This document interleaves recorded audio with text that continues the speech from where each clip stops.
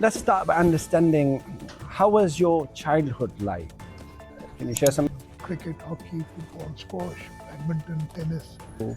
And is there anything in particular that you've learned outside and you would want to come and implement back in Sindh, let's say, of Go life? to any part of Pakistan, you go to any part of the world, there's things to learn. That's Always things to learn. all right. Yeah, apart from that, I enjoy traveling. I've been to a lot of places in the world.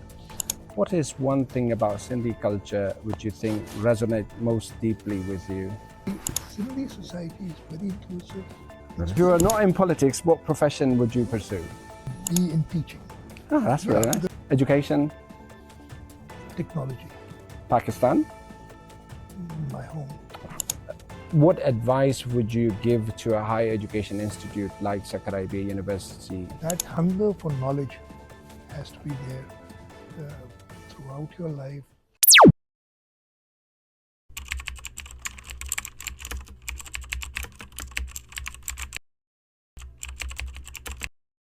Assalamu alaikum. Welcome to Sakaraibi University podcast. We call it the Campus Chronicles. My name is Syed Kazmi. I'm an assistant professor here at Sakaraibi.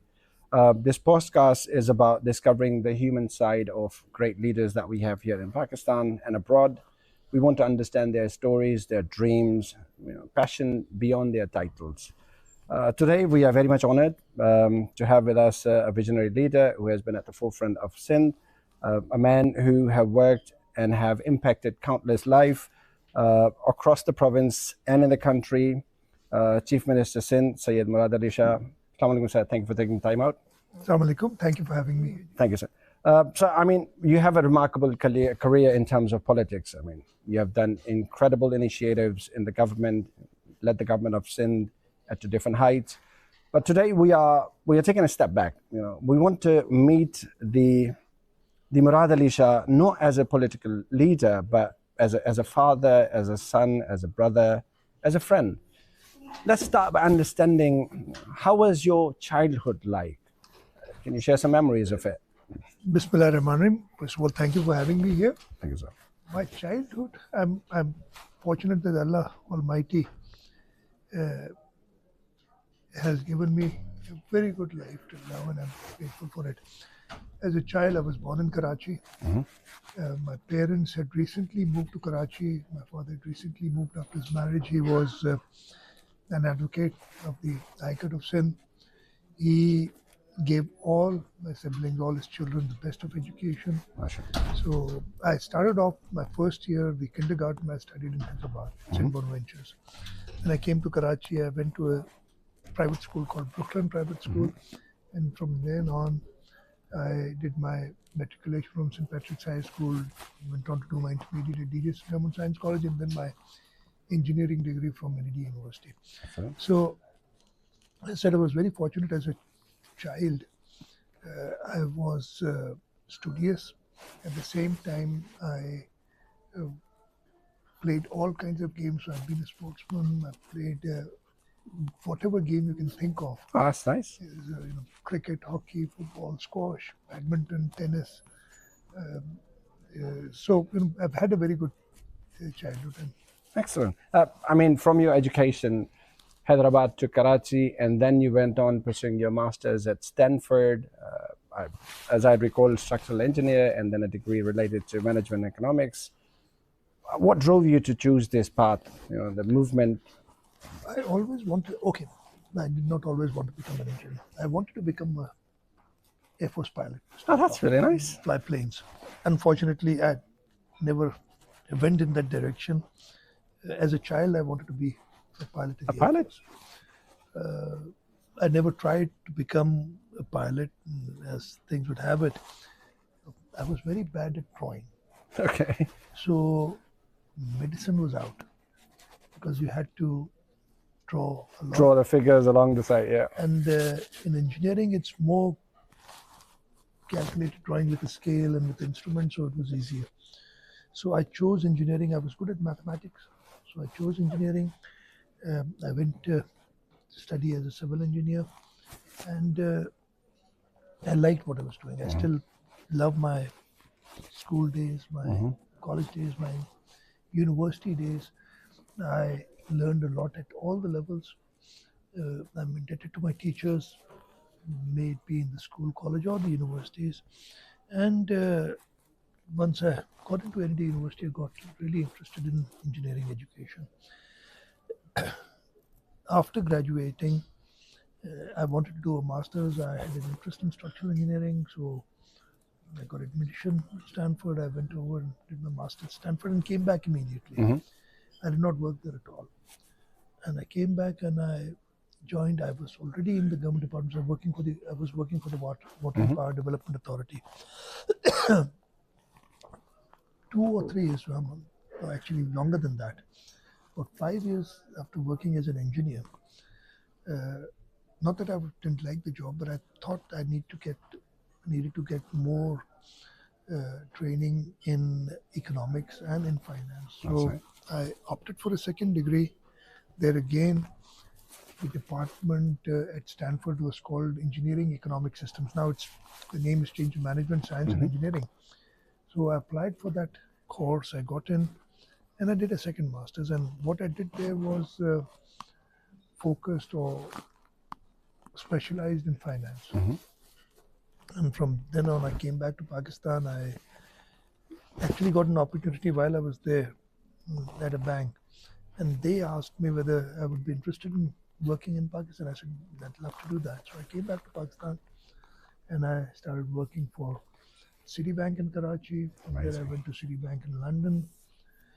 Then I moved to investment bank in the Gulf, in Kuwait, Gulf Investment Corporation. So moved back to the US for 2 years, and then I came to That's very nice, fascinating. So I've been all over the place. When you were at Stanford, roughly you would be in your early 20s or late 20s. How was life like in Stanford? I was in my early 20s the first time round. I went there in 86.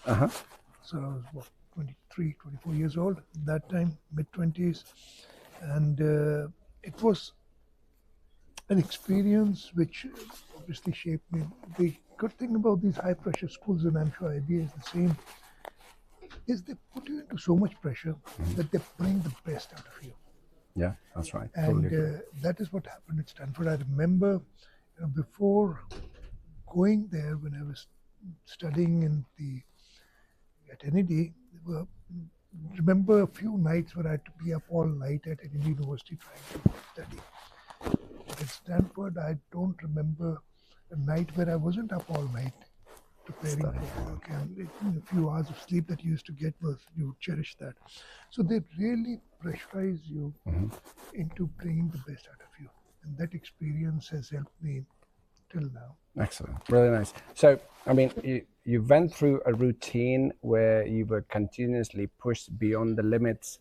Now, coming back, now serving as the chief minister, I mean, it's fairly reasonable to assume that you'll be having a lot on your plate. Professionally, you keep yourself busy. Do you have a favorite me time? I mean, where is in all this? Do you take time out for yourself? What's your me time look like? Absolutely. I wake up early, and I normally, except obviously they know how to get in touch with me after office hours, but I try not to work after office hours. For me is about 7 p.m. Not to work after 7 p.m. That's right. Except obviously there are days where you have to put in late nights, but I take time out. Which is not odd for politicians here. I normally go to sleep by 11 p.m. That's really nice. And midnight is my actual limit. So how do you, I mean, I assume you have a bigger family. I assume 6 or 7 siblings from what I checked. You yourself have kids? Yeah, I've got 6 siblings. I've got 2 kids. Do you spend time with your family? How does family time look like? Not enough. Not enough. Not enough. I'd like to spend more time with the family, and obviously the family is not happy. Again, when I was working, I worked in the engineering sector. I worked for a bank for a very long time. The best time I had with my family was when I was working in the Middle East in Kuwait, because there the office hours were such that you'd start at 7 and you'd be done by 3 p.m. So you'd have the evening ample time. except for when I was traveling on business, I'd spend time with my family. Really So nice. that was the best time I had with my family. But here in politics, it becomes difficult. Though I have, what I do is, even if when I come home after my work at 7 p.m., the kids have grown up, so they're busy with their own things. Yeah. I miss Yeah. that family time. So, do you have a family tradition? You know, in a lot of families, on Eid day they would all meet up, or every week you would have a family dinner, invite everybody. Is there a tradition in your family There that is you a uphold? tradition, but how it works in our families, when my father was there, what happens is the first day of Eid, after praying, either we pray in go to our village and have a Eid namaz there, or if even when he was, he used to pray in Karachi and then immediately go to the village and spend the first day of Eid there. So that's what I try and continue to do. And the second day, it's family day where the entire family gets together. Like one of the siblings has, and mostly it's being the eldest son. And they come over, and again, my siblings are only 3 are in Pakistan. The others are That's all the number, right? so 3 or 4 in Pakistan. So that we can't get together as often as we want to. All right, that makes sense. You travel a lot, of course, because of your job, because of your education, and you've been to many countries. When you travel outside Pakistan, what are some of the things that you may have learned through your travel? And is there anything in particular that you've learned outside and you would want to come and implement back in Sindh, let's say, of large? It's a learning experience. It's not only going outside. You go anywhere. You go to a village in Pakistan. You go to any part of Pakistan. You go to any part of the world. There's things to learn. Yeah, that's Always things to learn. There are things to learn in terms of what one ought to do and what one should not be doing. right. Yeah. So again, if you talk about one thing that is, I believe, missing in our country is the discipline that I've seen in some of the countries. For example, I try and always be on time for all my appointments, and I guess I'm about 90% successful, which is a very high success rate for Pakistan. But this is one thing. So discipline, punctuality is something that we need to learn from others. That's really nice. Do you have favorite place? I mean, let's start with internationally. Outside Pakistan, is there a place you really love to go? I'm biased towards California. California. I've lived there, so I'm biased towards California, towards the Bay Area, the San Francisco area. All right. But apart from that, I enjoy traveling. I've been to a lot of places in the world, and I used to travel a lot more when I was not in politics. Yeah. Obviously, with the job description that I have, doesn't give me a lot of free time to get out and explore. Do you have a favorite place then in Pakistan or in Sindh? I like to go to my village whenever I want to. That's My right. favorite places there. One other thing that one should do, and I've tried that a few times. I can't do that anymore. I'm not that young anymore. Wherever you go, the best thing to do is go and get lost. Yeah. And that is how you can explore a place. If you take a guided tour, or if you know what you're doing, you're never going to learn about that place. Yeah. So the best thing to do is just get on any public transport and just stop anywhere. And again, it might be dangerous because not all places in the world are safe, but then at a younger age, you're more adventurous and you try to do these things. And that's how I've learned a lot of things in life. Amazing. That's really fascinating. So coming back to Sindh and the culture of Sindh, what is one thing about Sindhi culture which you think resonates most deeply with you?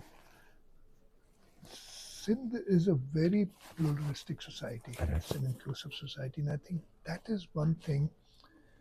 And I've been to a lot of Western countries. I don't think anything would match that. You go to any place, and I've experienced that. Friends telling me when I was in school, I had a friend who fortunately passed away, and he had this flair, and I'm talking about when he was like 12 to 15 years old.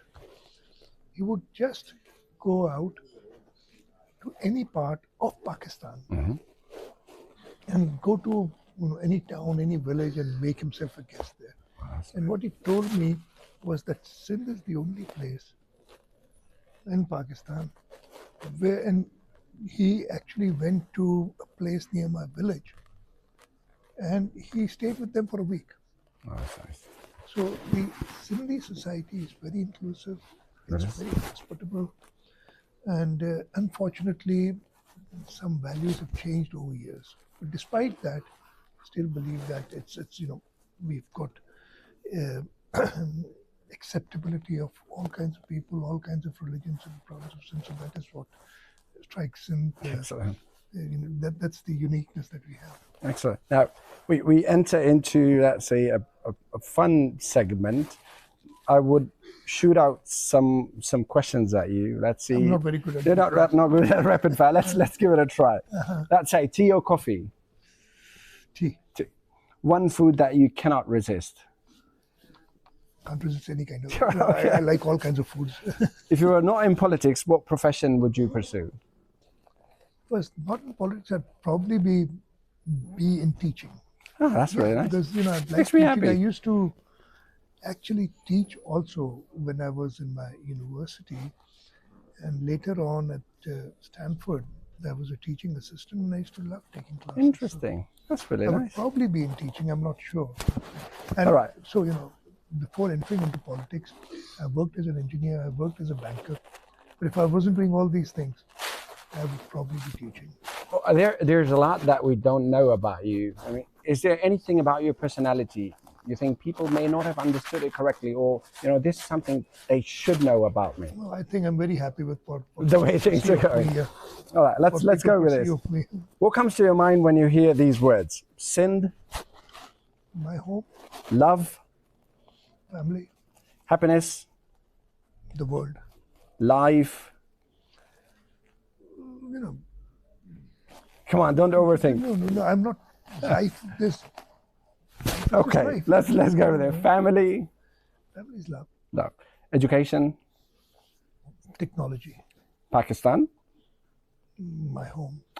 Wonderful. Now, this is a hypothetical scenario. Now, I know this is really difficult for you to conceive given your position, but if you had a one day completely free of work, how would you want to spend it?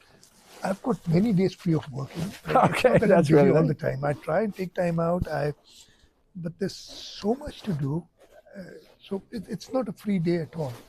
Even if I want to not do anything, sometimes one feels that tomorrow I just sleep. I can't do that. But I do find things to do. With the advent of computers and internet, I think you can't have free time at all. You do find something interesting to do. So, as I said, though I'm not overly busy, as people might think, I do get time for myself, and I do explore, and that is one of the reasons that I've been able to bring in new ideas into governance in this province. And you can only do that if you get out of the rut and you, as they say, think out of the box and try and get some solutions of problems that you're facing. Wonderful. Since we are on the topic, the last two questions, then we end the conversation. I mean, you have served in the capacity for a longer period of time. What's your biggest dream for the future of Sindh? How do you see things coming to life? One area which I'm not too happy about is our future, our youth, proper educational facilities. Though we've made some advancements in higher education, but our primary level education, and that is the base. One thing that I'd like to do in whatever time I have is try and improve the primary education system, because that is where we're going to have a growth. And when I go into my village, or for that matter any other area, I see the huge population youth that we have. It scares me sometimes that we are not doing enough for them.